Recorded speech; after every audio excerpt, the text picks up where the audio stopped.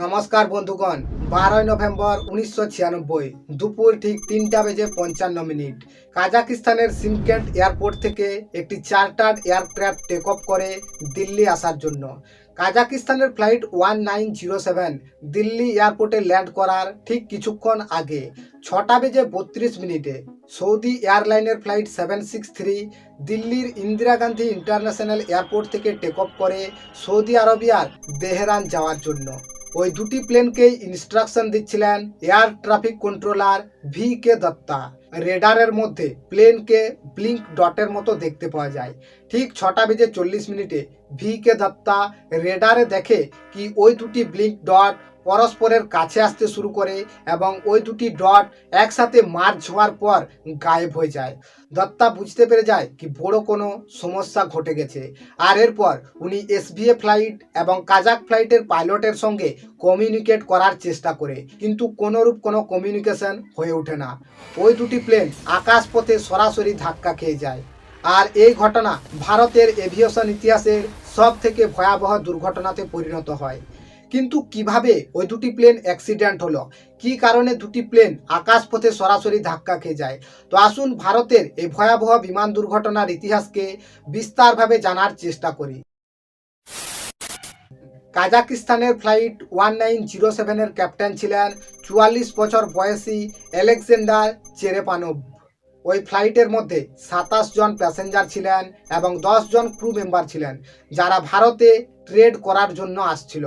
অন্যদিকে Saudi airline flight 763 captain ছিলেন 45 বছর বয়সী খালিদ আল সুভালি। ওই প্লেনের মধ্যে 312 জন প্যাসেঞ্জার ছিলেন, যাদের মধ্যে বেশিরভাগই ব্লু কলার ওয়ার্কার্স ছিলেন, যারা সৌদি আরবিয়াতে কাজের জন্য যাচ্ছিলেন। SVA ফ্লাইট টেক অফ করার সাথে সাথেই VK দত্তা SVA ফ্লাইটকে 10,000 ফুট উচ্চতাতে যাওয়ার জন্য পারমিশন দিয়ে দেয়। অন্যদিকে কাজাকিস্তানের ফ্লাইট 1907 দিল্লি এয়ারপোর্ট থেকে প্রায় 137 কিলোমিটার দূরে ছিল। 6:34 কাজাকিস্তান ফ্লাইটের ক্রু রিপোর্ট দেয় কি ওনারা 15,000 ফুট অল্টিটিউড উচ্চতায় আছে এবং নিজেদের অল্টিটিউডকে কম করতে চায়। কিন্তু VK দত্তা এই পারমিশনকে গ্যারান্টেড করে না এবং ওনাদেরকে বলে কি যেন 15,000 ফুট অল্টিটিউড উচ্চতায় স্টেবল থাকে। এরপর 6:36 SVA ফ্লাইটকে 14,000 ফুট অল্টিটিউড উচ্চতাতে যাওয়ার জন্য পারমিশন দিয়ে দেয়। 15,000 ফুট অল্টিটিউড উচ্চতায় কাজাকিস্তানের ফ্লাইট দিল্লির দিকে আসছিল। অন্যদিকে 14,000 ফুট অল্টিটিউড উচ্চতায় সৌদি আরবিয়ার ফ্লাইট দিল্লির থেকে যাচ্ছিল। এভিয়েশনের সেফটি রুলস অনুযায়ী দুটি প্লেনের মধ্যে ভার্টিক্যালি 1000 ফুটের ডিস্টেন্স থাকা অত্যন্তই জরুরি, আর VK দত্তা এই ডিস্টেন্সকেই মেনটেন্স করছিল। 6:38 SVA ফ্লাইটের ক্রু রিপোর্ট দেয় কি ওনারা 14,000 ফুট অল্টিটিউড উচ্চতায় পৌঁছে গিয়েছে এবং নিজেদের অল্টিটিউডকে আরও বাড়াতে চায়।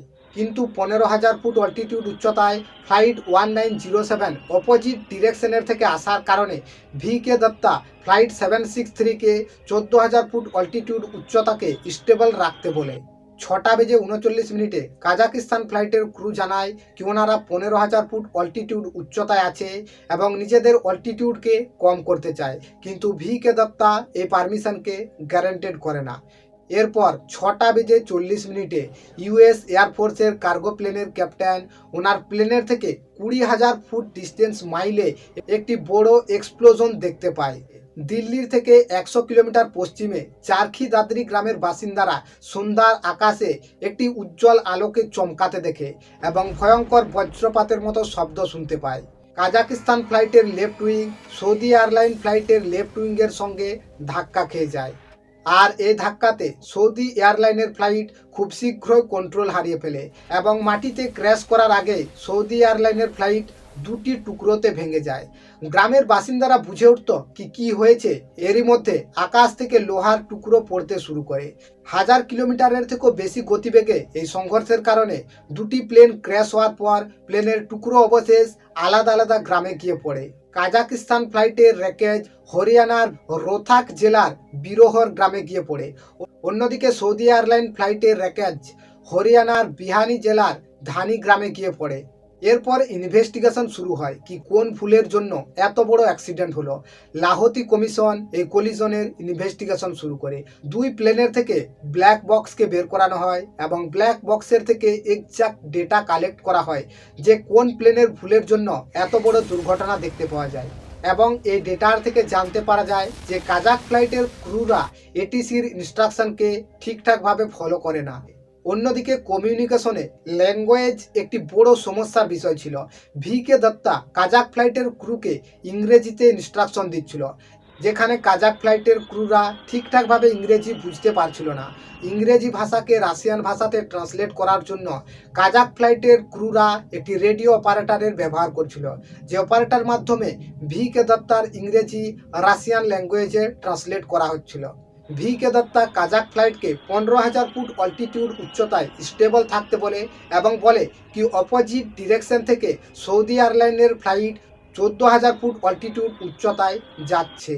কিন্তু কাজাক ফ্লাইটের ফার্স্ট অফিসার দা জাহাঙ্গীর দত্তার এই ফাইনাল রেডিও কলকে বুঝতে পারেনি। উনি ভেবেছিলেন কি 14,000 ফুট অল্টিটিউড উচ্চতা ওনাদের নিজেদের উচ্চতা, আর এরই কারণে উনি প্লেনকে 15,000 ফুট অল্টিটিউড উচ্চতার থেকে 14,000 ফুট অল্টিটিউড উচ্চতায় নিয়ে আসে। যদিও কাজাকিস্তান অফিসিয়াল নিজেদের দোষের উপর পর্দা দেওয়ার জন্য বলে কি প্লেনের আগে কিমিউনাল ক্লাউড এসে গিয়েছিল, আর এরই কারণে প্লেনের পাইলট বাধ্য হয়ে প্লেনের অল্টিটিউডকে কম করে। আবার এখানে আরও একটা বড় সমস্যা ছিল কি সেই সময় সবেমাত্র কাজাকিস্তান সোভিয়েত ইউনিয়নের থেকে স্বাধীন হয়েছিল, আর কাজাকিস্তান এয়ারলাইনের ফাইন্যান্সিয়াল কন্ডিশনও ঠিক ছিল না, যার কারণে তারা নিজেদের এয়ারলাইন্সকে ঠিকঠাকভাবে মেনটেন্স করতে পারে। ইন্ডিয়ান এয়ার ট্রাফিক কন্ট্রোলার বলে কি কাজাকিস্তান প্লেনের পাইলট তাদের ক্যালকুলেশন নিয়েও অনেকটাই কনফিউজ ছিল, এখানে পুরো দুনিয়াতে অল্টিটিউড এবং ডিস্টেন্সকে মেজার করার জন্য ফিট এবং নিউটিক্যাল মাইলের ব্যবহার করে, সেখানে কাজাকিস্তান ফ্লাইটের পাইলট অল্টিটিউড এবং ডিস্টেন্সকে মেজার করার জন্য মিটার এবং কিলোমিটারের ব্যবহার করছিল। আর সেই সময় ইন্দিরা গান্ধী ইন্টারন্যাশনাল এয়ারপোর্টে সেকেন্ডারি সার্ভিলেন্স রেডার উপস্থিত ছিল না, কেবলমাত্র প্রাইমারি রেডারের ব্যবহার করা হতো। আর এই প্রাইমারি রেডার কেবলমাত্র প্লেনের ডিস্টেন্সকে মেজারমেন্ট করতো, কি প্লেন এক্স্যাক্টলি কতটা দূরে আছে, প্লেনের অল্টিটিউড কি আছে, এটি প্লেনের পাইলটের কাছ থেকেই জানতে পারতো। যেখানে secondary radar extra data provide করে, ট্রান্সপন্ডারের সিগন্যালকে রিড করার পর ডেটা প্রোভাইড করে কি প্লেন কতটা অল্টিটিউড উচ্চতায় উড়ছে। এরোপ্লেনের জন্য সেট পাথ থাকে, যে পাথের উপর দিয়ে এরোপ্লেন আসা যাওয়া করে, আর একে এয়ার লেন বলা হয়। একবার কল্পনা করুন কি হাইওয়েতে যে লেনের উপর দিয়ে গাড়ি যায়, যদি সেই লেনের উপর দিয়ে গাড়ি ফিরে আসে তো ট্রাফিক জ্যাম কী রকমের হবে। আর এই ট্রাফিক জ্যামকে এড়ানোর জন্যই মাল্টিপল লেন বানানো হয়। ঠিক একই রকমভাবে এরোপ্লেন আসা যাওয়ার জন্যও আলাদা আলাদা করিডোর থাকে। প্লেন টেক অফ করার জন্য আলাদা করিডোর এবং প্লেন ল্যান্ড করার জন্য আলাদা করিডোর। এর অর্থ কি একটি পথ দিয়ে প্লেন কেবলমাত্র যাবে এবং অন্য পথ দিয়ে আসবে, কিন্তু সেই সময় দিল্লির ইন্দিরা গান্ধী ইন্টারন্যাশনাল এয়ারপোর্টে সিঙ্গেল করিডোর ছিল। এর অর্থ যে পথে প্লেন টেক অফ করবে সেই পথ দিয়েই প্লেন ল্যান্ড করবে। আর এই দুর্ঘটনার পর আলাদা আলাদা করিডোর বানানো হয়। এরপর director general of civil aviation Bharat থেকে যেসব প্লেন টেক অফ করে এবং ভারতে যে সমস্ত প্লেন ল্যান্ড করে প্রত্যেকটি ফ্লাইটের জন্যই এয়ারবোর্ন কলিশন সিস্টেমের ব্যবহারকে ম্যান্ডেটরি করে দেয়। এর অর্থ কি প্রত্যেকটি ফ্লাইটে এয়ারবোর্ন কলিশন সিস্টেমকে লাগাতে হবে। যখনই আকাশপথে দুটি প্লেন 1000 ফুট ভার্টিক্যাল ডিস্টেন্সের মধ্যে পৌঁছে যায় তো এই কলিশন সিস্টেমের কারণে প্লেনের মধ্যে অ্যালার্ম বাজতে শুরু করে এবং এই কলিশন সিস্টেম প্লেনকে ইনস্ট্রাকশন দেয় কি কত ফুট অল্টিটিউড উচ্চতায় উড়ান ভরতে হবে এবং কোন ডিরেকশনে উড়ান ভরতে হবে। আর এরপর থেকে এভিয়েশনের ইতিহাসে এখনো পর্যন্ত সামনাসামনি প্লেনের সংঘর্ষ দেখতে পাওয়া যায় না। আশা করছি ভিডিও আগের মতো ইনফরমেটিভ ছিল। ভিডিওটি দেখার জন্য আপনাকে অসংখ্য ধন্যবাদ। আপনার দিনটি শুভ হোক।